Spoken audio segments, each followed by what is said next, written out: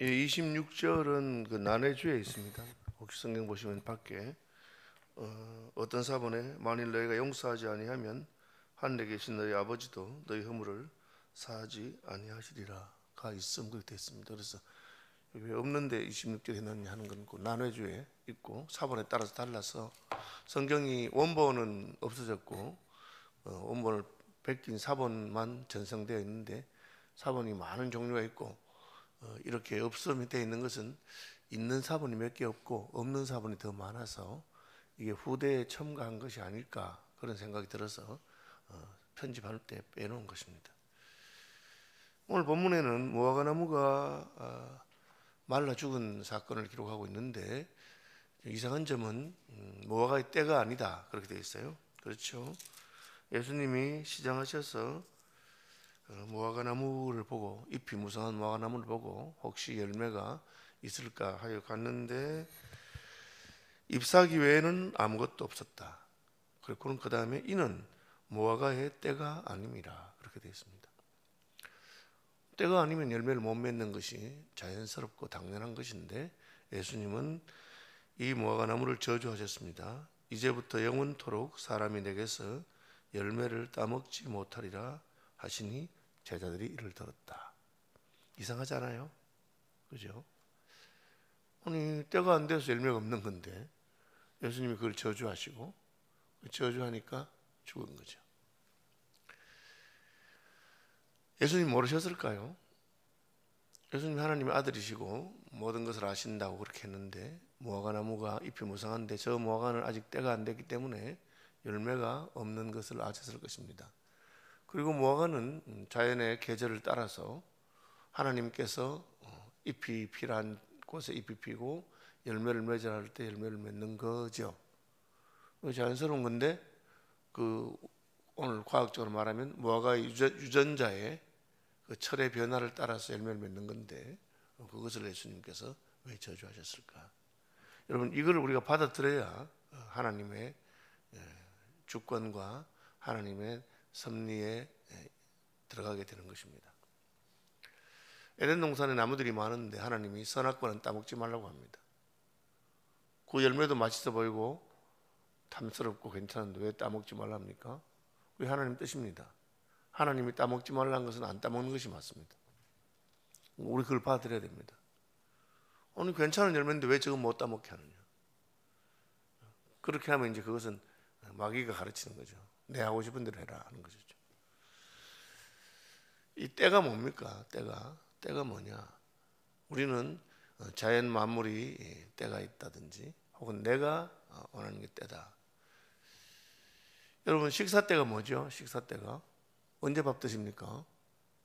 아침은 뭐 8시, 낮은 점심은 12시 반, 저녁은 6시 반 그렇게 드십니까? 시간 정해놓고 그렇게 먹는데 오늘 아침은 배가 고파서 8시에 안 먹고 7시에 먹었습니다. 그럼 잘못입니까? 7시에 먹을 수도 있지. 내가 배가 고픈데. 그렇죠? 식사 시간 정해놓은 거 하고 내 배고픈 거 하고 어느 게 더 맞느냐? 식사 시간 정해놓은데 먹어야 된다. 그럼 군대고 또 나는 거기에 복종해야 되고 그 시간에 안 가면 밥 안 주고 그런 거고요. 나는 내가 배고플 때 먹겠다 하면 내가 배고플 때 먹는 거죠. 사람도 그렇게 합니다. 그죠? 저는 이제 나이가 약간 들어서 이제 배 안 고프면 안 먹으려고 생각하고 전에는 안 고파도 먹었습니다. 배 안 고파도 시간 되면 먹고 규칙적으로 먹겠는데 이제는 배 안 고프면 안 먹고 또 먹어도 조금만 먹고 잘못입니까? 잘못 아니죠. 그 정도는 내가 할 수 있죠. 내가 주인이고 내 몸의 주인이니까. 하나님은 어떻습니까? 하나님은 이 우주와 만물의 주인이십니다. 그걸 인정하는 거죠. 예수님께서 우주와 만물의 주인입니다. 무화과는 아직 때가 안 됐습니다. 예수님은 배가 고픕니다. 가서 무화과 열매를 먹어야 되겠다 하면 그때가 무화과의 때입니다. 이거 굉장히 중요한 겁니다. 그때가 무화과의 때입니다. 주님이 원하시는 때가 무화과의 때입니다. 아니 대통령이 식사 시간도 안 했는데 그 청와대 주방장 보고 야 칼국수 한 그릇 내오느라 하면은 이 주방장이 시간이 안 됐는데요.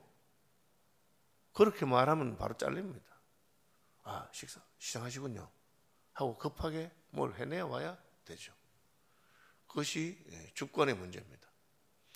예수님께서 원하시면 그때가 예수님 때입니다. 그런데 없습니다. 예수님이 저주하셨습니다. 그 다음 나가니까 말라 죽어버렸습니다. 나는 내 본능대로, 내 스케줄대로, 내 유전자에 새겨진 대로 그렇게 아무리 잘 살아도 하나님이 원하는 대로 안 하면 하나님한테 쓸모가 없습니다. 그런 것은 없애버립니다. 그게 하나님의 뜻이고 하나님의 계획입니다. 그 앞에 뭐가 있습니까?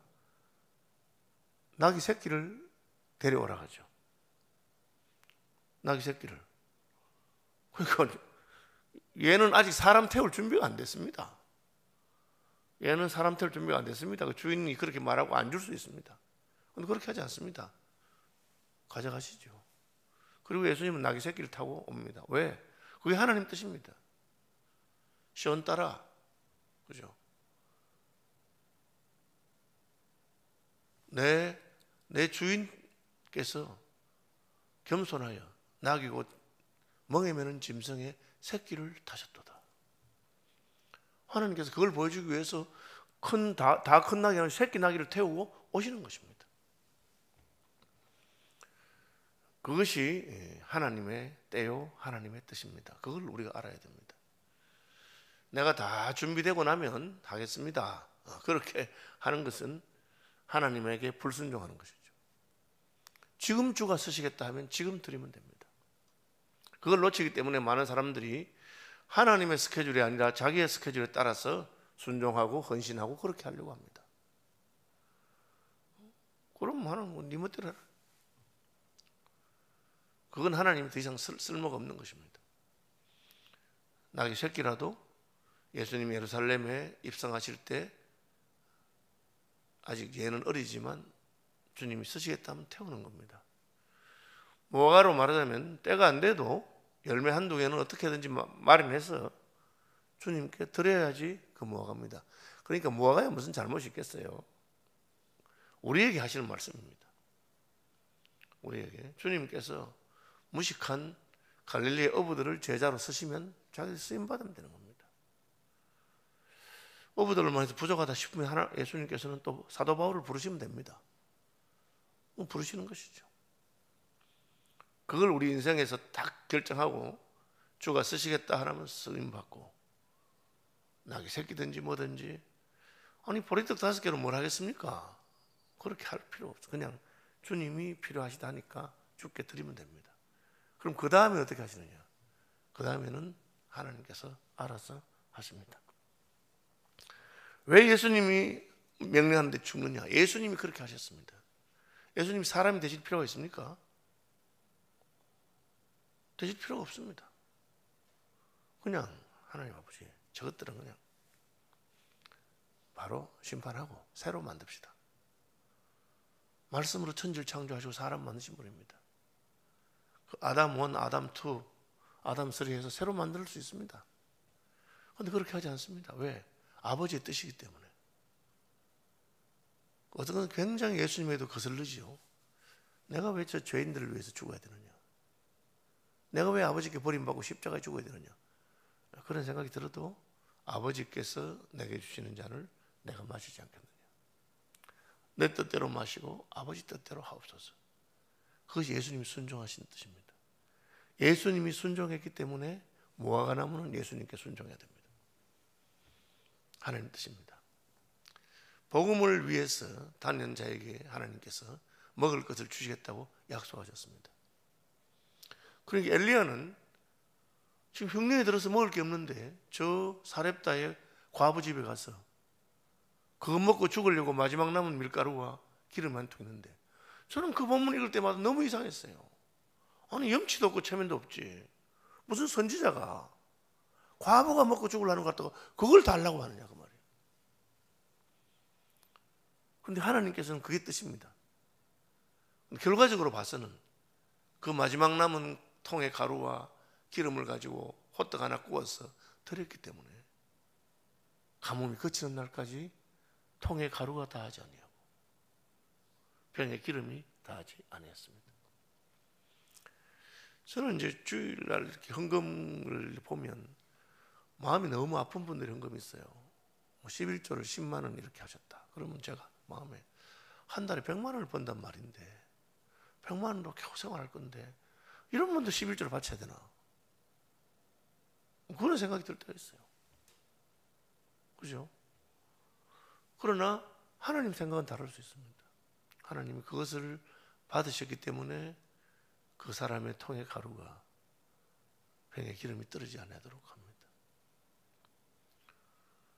제가 서울시민교회 잘 나갈 때만 헌금을 많이 한 건 아닙니다. 저도 어려울 때도 진짜 하나님을 향한 마음이 뜨거워서 헌금을 할 때도 있었습니다.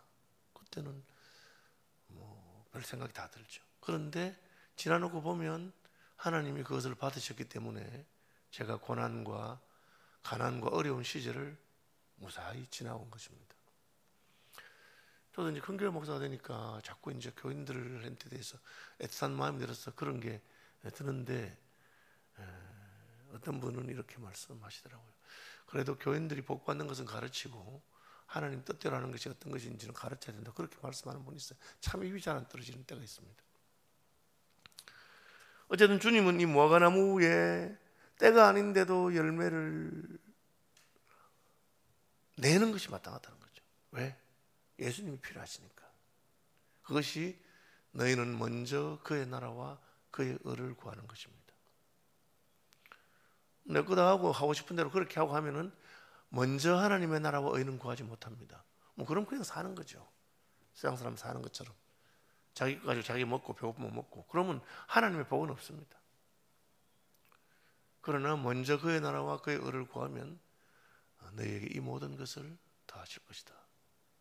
그것이 하나님께서 말씀하신 것입니다. 그 다음 장면도 마찬가지입니다. 예루살렘에 가니까 성전에서 매매하는 자들을 내쫓았습니다. 예수님이 왜 예루살렘에 가지요? 밤이 되면 나갑니다. 예루살렘이 큰 도시니까 거기서 무슨 관광하기 위해서 아닙니다. 예수님은 성전에 가기 위해서 가신 것입니다. 성전에서 가르치시고 성전에서 기도하시고 성전이 하나님의 집이기 때문에 내 아버지 집에 내가 있어야 할 줄을 모르셨습니까? 어릴 때도 그렇게 말씀하셨어요. 성전이 없으면 예루살렘은 아무 소용이 없는 것이죠. 예루살렘 성전을 파괴케 하신 것은 예루살렘의 자존심을 날린 것입니다. 너 필요 없다는 거죠. 이제 성전을 향해서 돌 하나도 돌 위에 남지 않을 것이 달 때는 이거 무너지고 나면 너 예루살렘이 무슨 특별한 거냐 이 말입니다. 그 말을 하신 것이고요. 예루살렘에는 성전이 있기 때문에 예루살렘이 중요하고 성전에 가셨습니다. 가는데 장사를 하고 있어요. 어디서? 이방인의 뜰에서 장사를 합니다.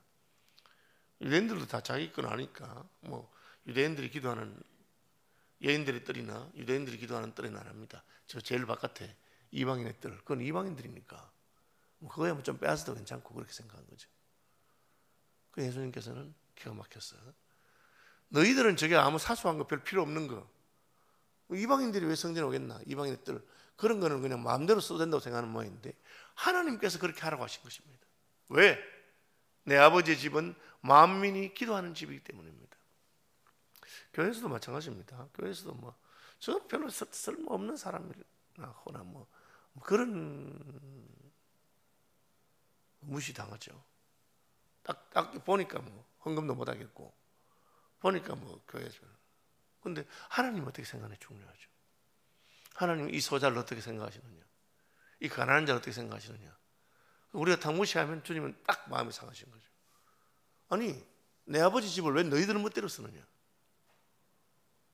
내 아버지 집은 만민의 기도하는 집이라고 했는데 이방인들은 어디 가서 기도한단 말이냐. 엎어버리죠. 여러분 이걸 잘 기억해야 됩니다. 하나님이 마치 우리를 위해서 존재하는 것처럼 그렇게 생각하는 분들이 있어요. 기독교를 서비스업이라고 하더라고요. 서비스업. 마음의 평안을 주고 나를 위해서. 그럴 것 같으면 굳이 매주 와야 되고 새벽마다 와야 되는 교회 다니지 마시고 절로 가세요. 절로. 1년에 한 번 덕만 달아주면 다 이러면 기도도 중이 대신해주고 그렇게 하는 거죠. 우리는 인생의 본질과 존재의 이유가 하나님께 있다는 것을 깨닫고 하나님이 우리를 만드셨구나. 그리고 하나님의 뜻대로 살아야만 내 인생이 의미가 있고 그렇게 사는 것이 복되다는 것을 어느 순간부터 깨달은 겁니다. 그래서 예수 믿고 살아야지. 아무리 목사가 나를 괴롭혀도 예수 안 믿을 수가 없어. 그래서 괴로운 거예요, 여러분. 이상한 목사가 교회 목회를 하는데 막 진짜 미치겠어 내가. 근데 내가 예수를 안 믿을 수는 없어. 그래도 요즘은 이제 뭐 딴 교회 가면 되지 뭐. 그 목사 미우면. 그런데 진짜 옛날에 시골 같은 데는 뭐 동네 교회 하나밖에 없는데 그래도 왜 교회 가죠? 예수님을 안 믿을 수 없기 때문에. 예수 믿고 사는 게 내 인생의 목표인데, 그죠? 나를 위해서 예수 믿으면 뭐 예수 믿어서 좋을 때는 믿고 교회 밥 맛있으면 믿고 밥 맛없으면 안 가고 그러면 그게 끝이지. 그런 게 아니라 그 말이에요. 성전은 자신들의 이익을 위한 게 아닌데 이 성전을 자기들이 편리대로 쓰니까 예수님이 확 이렇게 하셔가지고, 그러니까 그때부터 종교 지도자들이 예수님을 쫓아내려고 합니다. 저거 안 되겠다는 거죠. 우리의 이익을 건드리고, 뭐 옛날 초기에는 예수님이 뭐 좀 그래도 별로 영향이 없었는데 지금은 막 수많은 무리가 따라다니는데 저 사람 저러니까 저는 없어야 되겠다 생각합니다. 결국은 교회 안에서 분쟁이 일어나고 싸우는 사람들 가운데 그런 사람도 있어요. 이 교회가 내가 원하는 대로 돼야 되는데 내가 안 되는 거야. 그러니까 그때부터는 막 그것이 하나님을 대적하는 것인 줄도 모르고 까부는 거죠. 원리는 같습니다. 11장 전체 낙이 새끼든지 무화과나무든지 성전이든지 하나님이 원하시는 바가 있고 뜻이 있어서 하신 것입니다. 큰 물고기가 연하를 삼켰는데 하나님이 소화는 시키지 마라. 얼마나 불편해요. 사람 하나 떡 삼켜놓고는 소화도 못 시키고 사흘 동안 다 모시고 있다가 닭 토하라니까 토하고 물고기도 그렇게 한다 그 말이에요. 박넝쿨도 하나님 시키면 자라서 그늘을 만들었다가 벌레 하나가 그 박넝쿨이 영어로는 피마자로 되어 있는데 그거 먹으면 설사하는 건데 하나님 시키니까 찍소리 안 하고 박넝쿨을 깔아 먹습니다. 그것이 하나님의 섭리요 뜻이요 계획입니다. 무슨 뭐 자연 법칙이 있어가지고 아침이 되면 해가 뜨고 저녁이 되면 달이 뜨고 하는지 아십니까? 그건 과학자들이 하는 말이에요. 우리는 하나님의 뜻이 있어서 하나님이 아침에 해를 뜨게 하시고 저녁에 달을 뜨게 하시고 오늘도 새날을 주시고, 왜? 하나님 뜻대로 하나님 영광 돌리며 살라고 그렇게 하셨는데 그거를 무시하고 지멋대로 하고 지금은 철이 아닌데 뭘 날 보고 열매를 맺어 이렇게 하면 그거는 그래 알았다. 너는 네 멋대로 하고 나는 네 버린다. 여러분 그게 굉장히 두려운 마음이 들고 내가 내 멋대로 살았구나 그런 마음이 들거든. 성령께서 큰 은혜를 주신 줄 아시기 바랍니다. 그게 하나님 은혜 주신 것입니다. 내 인생이 그렇게 살아야 되는구나. 살든지 죽든지 내 몸에서 주님이 존귀해지기를 원한다. 예수님의 영광을 위해서. 그거 모르면 세상 사람한테는 돈 벌려고 살고 자식한테 물려주려고 살고, 여러분 그거 천국 가자면 아무것도 아니에요. 하루아침에 그걸 딱 끝날 깨달아지면 바울이 말한 것처럼 내가 전에 규정하게 여기던 모든 것을 다 배설물과 같이 여기게 되었다. 오직 내게서 주의 이름이 존귀하게, 그 외에는 다 쓸데없는 것인 줄 어느 날 깨달으니까. 여러분 이런 말을 갖다 그냥 깨닫지 못한 사람한테 하면은 저 교회 이상한 교회라. 이상한 교회라. 왜? 교회는 서비스업이니까. 가서 내가 마음 편하고 내가 무슨 기도 응답받고 나를 위해서 교회가 있는 것처럼 이상한 생각이에요. 교회는 목사를 위해 있는 것도 아니고 교인을 위해 있는 것도 아니고 주님의 영광과 하나님의 그걸 위해서. 왜? 우리가 먼저 받았기 때문에, 이미 말할 수 없는 큰 은혜와 생명과 영생을 받았기 때문에 그렇게 사는 것입니다. 주기도문 합니다.